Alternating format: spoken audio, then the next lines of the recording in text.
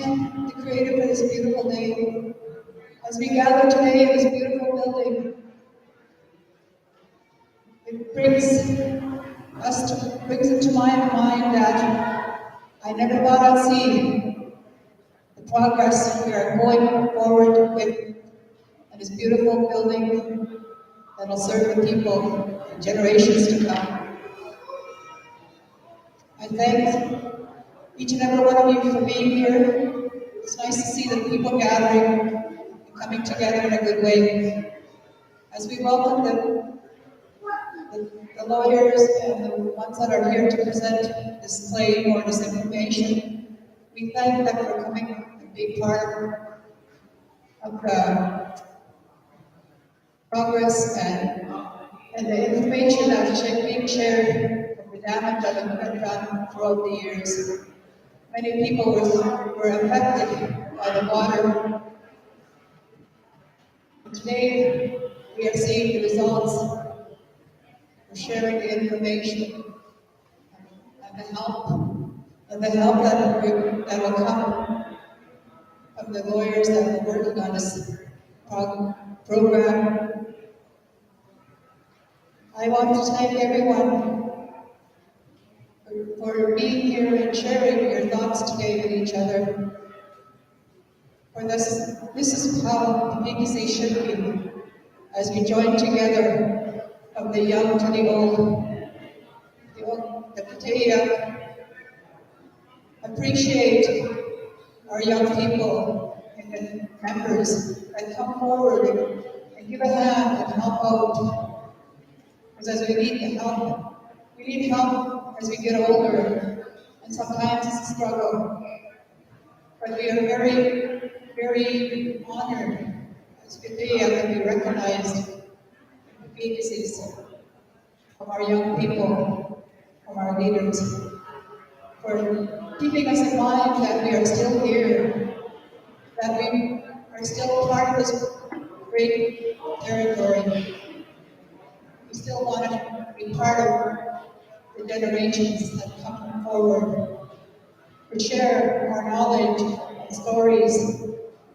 And for the many people that are out there that are doing their best to share and to work with the people, our families are honored to recognize the PPC's members that are here and that are still here to come.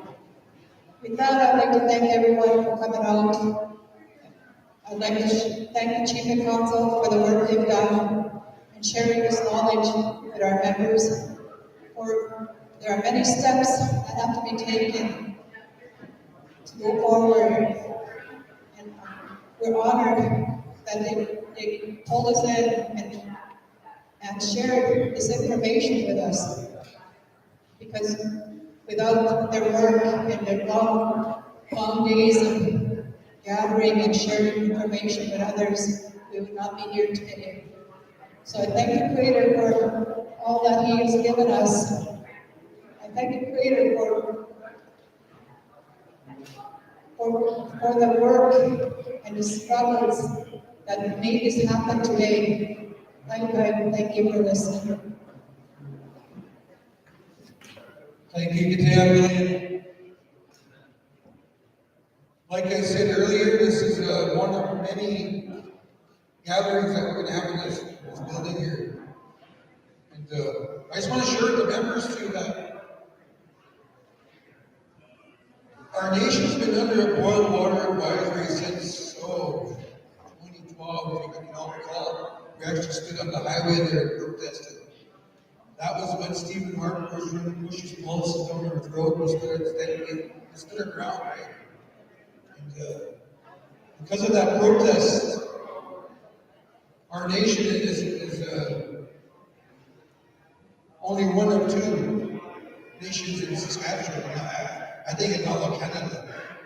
But Saskatchewan for sure, where we have the ability to go right to headquarters in Gatineau and express our concerns. And in that protest, there was one of our band members had a placard that says, "Water is life." And you know, our nation's been under a boil water advisory for many, many years. while for us to come to a consensus and obtain the actually sign on. This is, I think, one of the best approaches. We're going to try and do it ourselves, but we're advised by our legal that it might take too long, right? So we did sign on, and here we are today. And because we signed on, we have James from the OKT law firm from Toronto here to sign our to explain to you what this lawsuit is all about.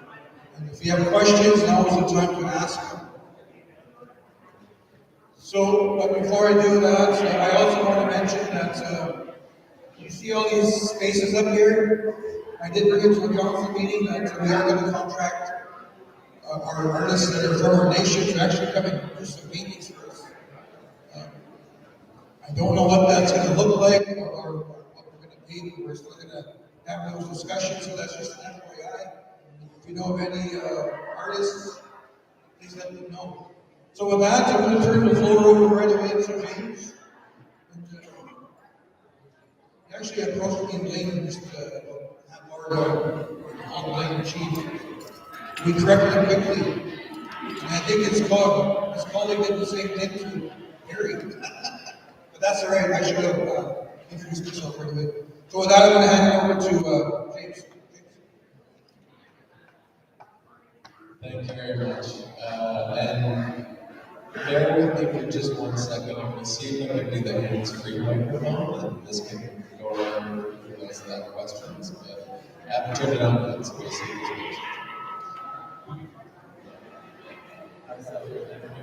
it's loud.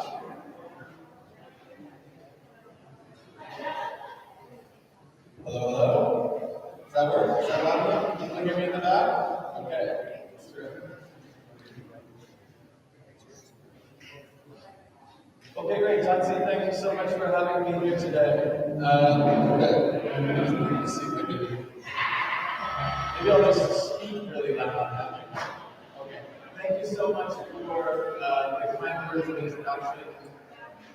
It's an honor to be here today, and it's a real honor to be here for what I understand is the first gathering in this beautiful hall, this beautiful building. I'm really pleased to be here and to have been invited. As Chief mentioned, my name is James. I'm here with a law firm called OKT. I'm here also with my colleague Nancy, there we are, hi Nancy. And we are lawyers for the three communities that led this class action. They're both representative plaintiffs in this class action. And that means we're also lawyers for the entire class of communities that are affected by long-term drinking water advisories and ubiquitous. And I'll talk to you a little bit more throughout the presentation about what it means to be a member of this class and how that will affect you. I'm going to try and do a few things in this presentation. The first thing is just to explain to you what the class action is about, where it came from. And then I want to talk to you a little bit about compensation under the class action, what that looks like, and most importantly, how to fill out the forms that you all have in front of you. They are a little bit complicated. We try to make them as simple as possible, and I'll explain to you all the way through everything. It should be very straightforward.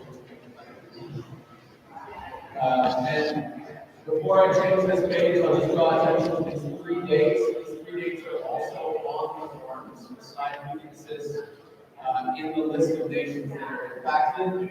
These are the dates that Canada has on record as there being long-term drinking water violations.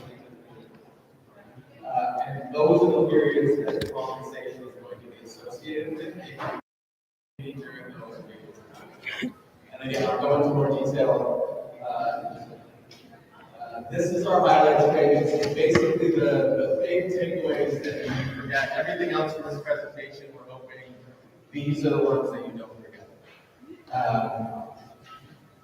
The whole settlement for this class action amounts to $8 billion. Roughly, it's the largest class action settlement in the history of the country. The majority of that money is not going towards compensation to individuals. The majority of that $6 billion is going towards fixing the problems in the communities that are still experiencing drinking water advisories that don't have clean, safe drinking water. I'm seeing that it might be a little quiet, so I think maybe I'll switch. No, I don't. So I'll just hold that up to my mouth. Hopefully that's a little better. That works? Okay, good. So I was just saying the $6 billion of the $8 billion settlement goes to, it's a commitment by Canada to spend that money before 2030 to design, build, operate, and maintain the infrastructure necessary for every community, every First Nation community in Canada to have clean, safe drinking water. And it's not just clean, safe drinking water for you to drink, but it also needs to be enough for you to do all of the ordinary activities of normal life. So that includes bathing, washing your dishes, cooking, everything you would do, laundry, everything you would typically do. You need to be able to do that on First Nations because it does not make sense for there to be two tiers in this country. For people on First Nations reserves not to be able to do those things, people officers to be able to do those things. That $6 million is not a maximum amount, it's a minimum amount. So if it's going to cost Canada more than that to live up to their commitment, they're going to have to pay it. The remaining roughly $2 billion is compensation. That's compensation both to the First Nations as communities for the impacts that they've experienced living under long-term drinking water advisories. And it's compensation for you all as individuals for the damages that you suffered living under the long-term drinking water advisories. The costs that you incurred getting bottled water, and the harms that you experienced. There are two ways for you to get the compensation that you are entitled to under this settlement. One way is with the claim forms that you all have in front of you today. I hope you all have at least one claim form in front of you today. You can fill that out and you can send it into the claims advisor and administrator, and they will pay you compensation.